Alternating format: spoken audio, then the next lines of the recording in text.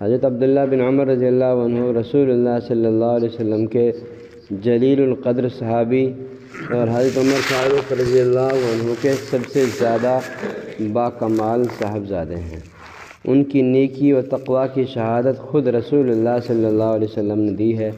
حضور صلی اللہ علیہ وسلم نے فرمایا، عبداللہ بہترین شخص ہیں، کیا ہی اچھا ہو جو تہجد بھی پڑھنے لگیں۔ اس فرمان کو سننے کے بعد عبداللہ رضی اللہ عنہ رات کو برائے نام سوتے تھے، ساری رات نماز میں مشغول رہتے، اور جب صبح صادق کا وقت قریب آ جاتا تو استغفار شروع کر دیتے۔ ایک بار رسول اللہ صلی اللہ علیہ وسلم نے ان کا کندھا پکڑ کر فرمایا، دنیا میں ایسے رہو جیسے کہ تم پردیسی ہو یا مسافر، اور اپنے آپ کو مردوں میں شمار کرو۔ حضور صلی اللہ علیہ وسلم کے اس ارشاد کے سبب حضرت عبداللہ رضی اللہ عنہ نے پوری زندگی زاہدانہ گزار دی۔ بچپن ہی میں اپنے والدین کے ساتھ ایمان لائے اور اپنے والد کے ساتھ مدینہ کی ہجرت کی۔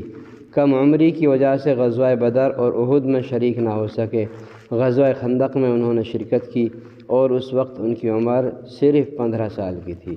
84 سال کی عمر میں ذی الحجہ سن 73 ہجری کو مکہ مکرمہ میں وفات پائی اور وہیں مدفون ہوئے۔ بھیڑیے کا آپ صلی اللہ علیہ وسلم کی نبوت کی خبر دینا۔ ایک مرتبہ بھیڑیا ایک چرواہے کی بکریوں میں سے ایک بکری لے کر بھاگا۔ چرواہے نے دوڑ کر فوراً اپنی بکری اسے چھڑا لی۔ بھیڑیے کو اللہ تعالیٰ نے بات کرنے کی طاقت دی۔ اس نے چرواہے سے کہا، خدا نے مجھے جو رزق دیا تھا اسے تو نے مجھ سے چھڑا لیا۔ چرواہے نے کہا کہ بڑے تعجب کی بات ہے، یہ بھیڑیا تو باتیں کرتا ہے۔ بھیڑیے نے کہا کہ اس سے زیادہ تعجب کی بات تو یہ ہے کہ مدینے میں ایک شخص ہیں جو گزری ہوئی باتوں کی خبر دیتے ہیں اور آئندہ پیش آنے والے حوادثات کی نشاندہی کرتے ہیں۔ وہ چرواہا یہودی تھا۔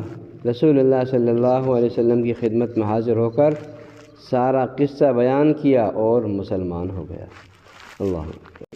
رسول اللہ صلی اللہ علیہ وسلم نے فرمایا، جو شخص 40 دن اخلاص سے تکبیر اولیٰ کے ساتھ باجماعت نماز پڑھتا ہے، اس کو 2 پروانے ملتے ہیں، ایک جہنم سے بری ہونے کا، دوسرا نفاق سے بری ہونے کا۔